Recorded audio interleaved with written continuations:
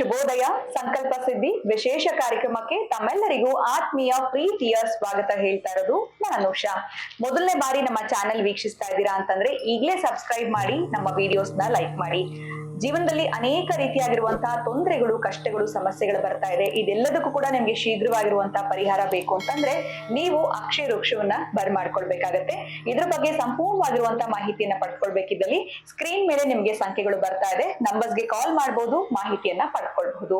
ಇನ್ನು ಪ್ರತಿಯೊಂದು ವಿಡಿಯೋಸ್ ನಲ್ಲಿ ಕೂಡ ನಮ್ಗೆ ಸಾಕಷ್ಟು ಉಪಯುಕ್ತವಾಗಿರುವಂತಹ ವಿಚಾರಗಳು, ವೇದ, ಶಾಸ್ತ್ರ, ಪುರಾಣ, ಜ್ಯೋತಿಷ್ಯ, ವಾಸ್ತು, ಯಾವುದೇ ರೀತಿಯಾಗಿರುವಂತಹ ಪ್ರಶ್ನೆಗಳನ್ನ ಕೇಳಿದ್ರು ಸರಳವಾಗಿರುವಂತಹ ರೆಮಿಡೀಸ್ ನ ತಿಳಿಸ್ಕೊಡೋದಕ್ಕೆ ಸ್ಪಿರಿಚುವಲ್ ಗುರು ಡಾಕ್ಟರ್ ವಿಷ್ಣು ದತ್ತ ಗುರುಜಿ ಅವರಿದ್ದಾರೆ.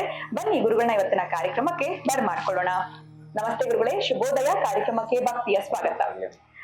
ಗುರುಗಳೇ, ಮೊನ್ನೆ ಅಷ್ಟೇ ಈ 8ನೇ ತಾರೀಕು ಸಾಕಷ್ಟು ನಾನು ನೋಡ್ತಾ ಇದ್ದೆ, ಎಲ್ಲೋ ಒಂದು 888 ಸಂಖ್ಯೆ ಬಂದ್ರೆ ಅದರ ಮಹತ್ವ ತುಂಬಾ ಚೆನ್ನಾಗಿದೆ. ಅವತ್ತು ನಾವೇನೇ ಅಂದ್ಕೊಂಡ್ರು ಅಥವಾ ನಾವೇನೇ ಸಂಕಲ್ಪ ಮಾಡ್ಕೊಂಡ್ರು ಕೂಡ ಅದು ಈಡೇರುತ್ತೆ ಅಂತ ಹೇಳ್ತಾ ಇದ್ರು. ಆದ್ರೆ 8ನೇ ತಾರೀಕು ಆಗೋಗ್ಬಿಟ್ಟಿದೆ. ಸೊ ನೆಕ್ಸ್ಟ್ ಡೇಟ್ ಯಾವುದು ಅಂತಂದ್ರೆ 17 ಪ್ಲಸ್ 8ನೇ ತಿಂಗಳು 2024. ಇದನ್ನ ಕುಡಿದ್ರು ಕೂಡ 8 ಬರುತ್ತೆ.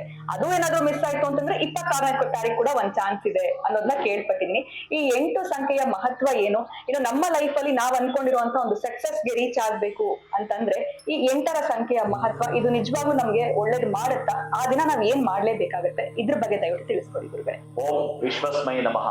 ಪ್ರೀತಿಯ ಬಂಧುಗಳೇ, ನೀವು ಕೇಳುವಂತ 8ರ ಮಹತ್ವ ಬಹಳ ವಿಭಿನ್ನವಾಗಿದೆ, ಅದ್ಭುತವಾಗಿದೆ. ಅದು ಕೂಡ ಇದೇ ತಿಂಗಳಲ್ಲೇ ಮಾಡ್ಕೊಳ್ತೀವಿ ಅಂತಂದ್ರೆ ನಾವು ಯಾವ ಆಶಯವನ್ನು ಇಟ್ಕೊಂಡು ಅತೃಪ್ತರಾಗಿದ್ದೀವೋ, ಎಲ್ಲಿ ನಷ್ಟ ಭೀತಿಗೊಳಗಾಗಿದ್ದೀವೋ ಅದರಲ್ಲಿ ಅತ್ಯಂತ ಅದ್ಭುತವಾದ ಲಾಭದ ಫಲವನ್ನ ಪಡಿಬಹುದು.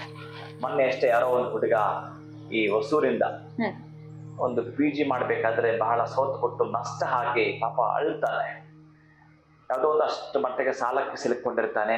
ಅಂತವ ಈ ಸಂಖ್ಯೆಯನ್ನು ಹೇಳ್ಕೊಟ್ಟಾಗ ಬಹಳ ಖುಷಿ ಪಟ್ಟವ ಆ ಒಂದು 4-5 ದಿನದಲ್ಲೇ ಕೂಡ. ಹಾಗಾಗಿ ಈ ಪ್ರೀತಿಯ ಬಂಧುಗಳೇ, ನಿಮಗೆ ಯಾವುದು ಯಾವಾಗ ಕೈ ಹಿಡಿತೋ ಗೊತ್ತಿಲ್ಲ. ಈಗ ನಾನು ಕೊಡ್ತಕ್ಕಂಥ ಈ 8 ಅನ್ನೋದು ಏನಿದೆಯೋ ಗೊತ್ತಿಲ್ಲ. ಈ ಸಮಯ ಮತ್ತು ಸಂದರ್ಭ ಇವೆರಡೂ ಕೂಡ ಬೇರೆ ಬೇರೆ ಪದಗಳಾಗಿದ್ರು ನಮಗೆ ಔಚಿತ್ಯವನ್ನ, ಔದಾರ್ಯವನ್ನ ಕೊಡೋದಿಲ್ಲ ಅಂತಂದ್ರೆ ಈ ಸಮಯ ಅನ್ನೋದು ತುಂಬಾ ಜನರನ್ನ ಪರಿಚಯ ಮಾಡಿಕೊಡುತ್ತೆ. ಈ ಸಂದರ್ಭ ಅನ್ನೋದು ಆ ಪರಿಚಿತರಾಗಿರ್ತಕ್ಕಂಥವ್ರು ಅವರ ಬಣ್ಣ ಆವಾಗ ಯಾವಾಗ ಬದಲಾಗುತ್ತೋ ನಿಮ್ಗೆ ಗೊತ್ತಾಗುತ್ತೆ. ಅಂತಹದ್ರಲ್ಲಿ ನೀವು ಎಲ್ಲಿ ಹಿಡಿಬಿದ್ದೀರಿ, ಯಾರಿಂದ ಹಿಡಿಬಿದ್ದೀರಿ, ಯಾರಿಂದ ಬುದ್ಧಿ ಕಲಿತೀರಿ, ಇನ್ನು ನಾನು ಏನ್ ಮಾಡಬೇಕು, ಸಕ್ಸಸ್ ಹೇಗಾಗ್ಬೇಕು ಅಂತಕ್ಕಂತಹ ಪರದೆ ಒಳಗಡೆ ಹೋಗೋದೇ ಆದ್ರೆ ನಾಳೆ ಬರ್ತಕ್ಕಂಥ 17ಕ್ಕೆ ಇದನ್ನ ಮಾಡ್ಕೊಳ್ಳಿ. 8 ಆಗ್ತಕ್ಕಂಥದ್ದು. ಅಥವಾ ನೀವು ಹುಟ್ಟಿದದನ್ನ ಕೂಡ ಆಯ್ಕೆ ಮಾಡ್ಕೋಬಹುದು. ಇದನ್ನ ನೀವು ಯಾವಾಗ ಈ 7 ದಿನಗಳ ಒಂದು ದಿನ ಬಂದಿರೋದಲ್ಲ ಆ ದಿನದಲ್ಲೂ ಕೂಡ ಮಾಡ್ಕೊಳ್ಬಹುದು.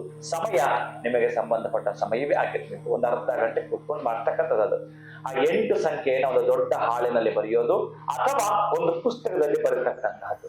ಆಮೇಲೆ ಒಂದು ಗ್ರೀನ್ ಸ್ಕೆಚ್ ಪೆನ್ ಅಥವಾ ಗ್ರೀನ್ ಪೆನ್ ಇಂದ ನಿಮಗೆ ಆಶಯಗಳು ಏನಿದಾವೋ, ನಾನು ಹೀಗೆ ಆಗಬೇಕು, ನಾನು ಇಂತಹದ್ರಲ್ಲಿ ದೊಡ್ಡ ಮಟ್ಟದ ಹುದ್ದೆಯನ್ನ ಹೇರಬೇಕು, ನಾನೊಬ್ಬ ಉದ್ಯಮಿ ಆಗಬೇಕು, ನಂದಾಗಿರ್ತಕ್ಕಂತಹ ತುಂಬಾ ಆಕಾಂಕ್ಷೆ ಇಟ್ಕೊಂಡಿದ್ದೀನಿ, ನಾನು ಕೆಲವರಿಗೆ ಉಪಯೋಗ ಆಗಬೇಕು, ನಾನೊಂದು ದೊಡ್ಡ ಮಟ್ಟದ ಏನೇನು ಹತ್ತಬೇಕು, ಅಷ್ಟು ಜನ ಕೆಲಸ ಕೊಡಬೇಕು, ಸಮಾಜ ಸೇವೆಯನ್ನು ಮಾಡಬೇಕು, ಅಥವಾ ನಂದಿರ್ತಕ್ಕಂತಹ ದೊಡ್ಡ ಮಟ್ಟದ ನೋವುಗಳಿಂದ ಹೊರಗೆ ಬರ್ತಾ ನನ್ನ ಕುಟುಂಬದ ಪೋಷಣೆ ನಾನು ಮಾಡ್ಕೋಬೇಕು ಅನ್ನೋರು ಅದರ ಒಳಗಡೆ ಬರೀತಕ್ಕಂತಹದ್ದು. ಯಾವಾಗ 8ರ ಒಳಗಡೆ ನೀವು ಬರೀತಕ್ಕಂತಹದ್ದು ಬರುತ್ತೋ ಅದನ್ನ ಮೌನವಾಗಿ ಕೈ ಹಿಡಿದುಕೊಳ್ಳುತ್ತಾ ಪ್ರಾರ್ಥನೆ ಮಾಡ್ತಕ್ಕಂಥ, ಯಾರನ್ನ? ಮನೆ ದೇವರನ್ನ ಪ್ರಾರ್ಥನೆ ಮಾಡ್ತಕ್ಕಂಥ. ದೀರ್ಘಕಾಲಿಕವಾಗಿ ನಿಮಗೆ ಯಾವುದನ್ನು ಬೇಕೋ ಅದನ್ನ ಬರೀತಾ ಇದೆ. ಆರೋಗ್ಯವನ್ನ, ಆಯುಷ್ಯವನ್ನ, ಐಶ್ವರ್ಯವನ್ನ, ನಿಮ್ಮ ವ್ಯವಹಾರ ವ್ಯಾಪಾರ ಹೀಗೆ ನಡಿಬೇಕು, ನನಗೆ ಒಂದು ದಿನಕ್ಕೆ ಇಷ್ಟು ಆದಾಯ ಬರಬೇಕು ಅನ್ನೋ ಸಂಖ್ಯೆ ಕೂಡ ನೀವು ಬರೆಯಬೇಕು. ಅಂತಹದನ್ನ ಬರೆದ ಆದ್ಮೇಲೆ ಅದನ್ನ ನೀವು ಒಂದು ಆ ಚೀಟಿ ಏನಿತ್ತೋ ಅದು ನೋಡ್ತಾ ಇರ್ತೀರಿ. ಅದು ತುಂಬಾ ದೊಡ್ಡದಾಗಿ ಬರುತ್ತಿರ್ತೀರಿ. ಸೇಮ್ ಅಂತಹದ್ದನ್ನ ಇನ್ನೊಂದು ಚೀಟಿಗೆ ಸಣ್ಣದು ಮಾಡ್ಕೋಬೇಕಾಗತ್ತೆ. ತೀರಾ ಸಣ್ಣದಲ್ಲ, ಬಹುಶಃ ಅದನ್ನ ಫೋಲ್ಡ್ ಮಾಡಿ ಮಡಿಚಿಬಿಟ್ಟು ಮತ್ತೆ ದೀಪಕ್ಕೆ ಸುಡ್ಬೇಕಾಗತ್ತೆ. ನೀವು ಅದನ್ನ ಆ ದೀಪಕ್ಕೆ ಸುಡ್ತಕ್ಕಂಥದ್ದು ಮತ್ತೊಂದು ಪೇಪರ್ ಒಳಗಡೆ ಬರೀತಕ್ಕಂತಹದ್ದು. ಅದನ್ನ ಫೋಲ್ಡ್ ಮಾಡಿ ನೀವು ಅಂದೇ ಒಂದು ಅರ್ಧ ತಾಸು ಆದ್ಮೇಲೆ ಆ ಒಂದು ತುಪ್ಪದ ದೀಪವನ್ನು ಇಟ್ಕೊಳ್ತಾ ಅದನ್ನ ಸುಟ್ಟು ಆ ಬೂದಿ ಏನು ಬಂದಿರುತ್ತೋ ಆ ಬೂದಿಯನ್ನ ನಿಮ್ಮ ಮನೆಯಲ್ಲಿ ಉರಿತಾ ಇರ್ತಕ್ಕಂತಹ ದೀಪಕ್ಕೆ ಸ್ವಲ್ಪ ಹಾಕ್ತಕ್ಕಂತಹದ್ದು, ಅಥವಾ ಸ್ವಲ್ಪ ಅದಕ್ಕೆ ತುಪ್ಪ ಹಾಕಿ ನೀವು ಪ್ರತಿನಿತ್ಯ ಹಣೆಗಿಟ್ಕೊಂಡು ಕೂಡ ಹೋಗಬಹುದು. ನಮ್ಮ ಹಣೆ ಬರಹವನ್ನ ಬದಲಾವಣೆ ಮಾಡಿಕೊಳ್ಳತಕ್ಕಂಥದ್ದು ಈ ಮಾಸದಲ್ಲಿ ಕೆಲವೊಂದು ಶಕ್ತಿ ವಿಶೇಷವಾಗಿರ್ತವೆ. ಯಾವ ಯಾವ ರೀತಿ ಅಂತಂದ್ರೆ ನೀವು ಭಿನ್ನವಾಗಿ ಏನ ಕೇಳ್ತಿರೋದನ್ನ ಪಡೆದುಕೊಳ್ಳೋದಕ್ಕೆ ಒಟ್ಟಾರೆ ಈ ಸಂಖ್ಯೆ ಮಾತ್ರ ದೀರ್ಘವಾಗಿರ್ತಕ್ಕಂಥ ಅದ್ಭುತಗಳನ್ನ ನಿಮಗೆ ಕೊಡ್ಲಿಕ್ಕೆ ಬರ್ತಾ ಸಂಖ್ಯೆ ಇದೆ.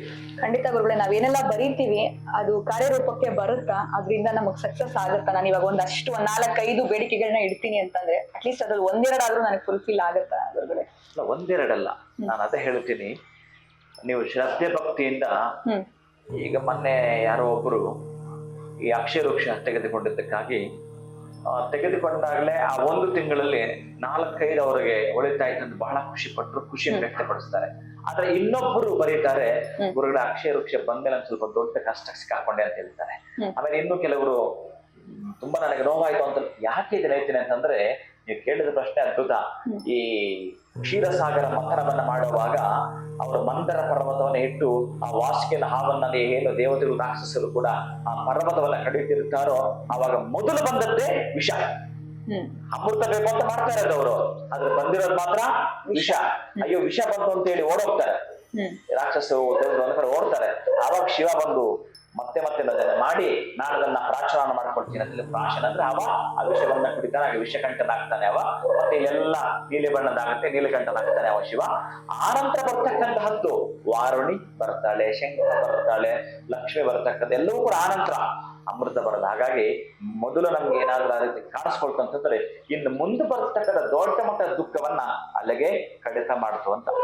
ನೀವು ಏನ್ 4-5 ಅಂತ ಬರೀತೀರಿ ಅವೆಲ್ಲವೂ ಕೂಡ ಬಂಧನ ಆಗಲೇಬೇಕು. ಯಾವ್ದೋ ಒಂದೆರಡಲ್ಲ, ನೀವು ಬರೆದಿರ್ತಕ್ಕಂಥ ಶ್ರದ್ಧೆಯಿಂದ ಅದನ್ನ ಸುಟ್ಟು ಅದಕ್ಕೆ ಸ್ವಲ್ಪ ತುಪ್ಪವನ್ನ ಲೇಪನ ಮಾಡಿ ಹಣಗಿಟ್ಕೊಳ್ತೀನಿ ಅಂತಂದ್ರೆ ಅಷ್ಟು ಕೆಲಸಗಳು ಆಗ್ತಕ್ಕಂಥದ್ದು ಖಚಿತ.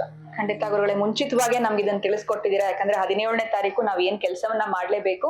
ಇನ್ ಕೇಸ್ ಆ ದಿನ ಮಿಸ್ ಆದ್ರೂ 7 ದಿನಗಳಲ್ಲಿ ನಾವು ಹುಟ್ಟಿರುವಂತ ದಿನವಂದು ಕೂಡ ನಾವು ಮಾಡ್ಕೊಳ್ಬಹುದು ಅಂತ ತಿಳಿಸಿದೀರಾ. ಬಹಳ ಧನ್ಯವಾದಗಳು ತಮ್ಗೆ. ನಮಸ್ಕಾರ. ಹರೇ ಶ್ರೀನಿವಾಸ. ಸೊ ಇದೇ ಆಗಸ್ಟ್ 17ನೇ ತಾರೀಕು ನೀವು ಏನು ಮಾಡ್ಲೇಬೇಕಾಗತ್ತೆ ಅನ್ನೋದ್ರ ಬಗ್ಗೆ ನಮ್ಗೆ ಗುರುಗಳು ತಿಳಿಸ್ಕೊಟ್ಟಿದ್ದಾರೆ. ಇವತ್ತಿನ ವಿಡಿಯೋ ತಮ್ಮೆಲ್ರಿಗೂ ಇಷ್ಟ ಆಗಿದೆ ಅಂತ ಭಾವಿಸ್ತಾ ಮತ್ತೊಂದು ಹೊಸ ವಿಚಾರದೊಂದಿಗೆ ತಮ್ಮನ್ನ ಭೇಟಿ ಮಾಡ್ತೀನಿ. ನಮಸ್ಕಾರ.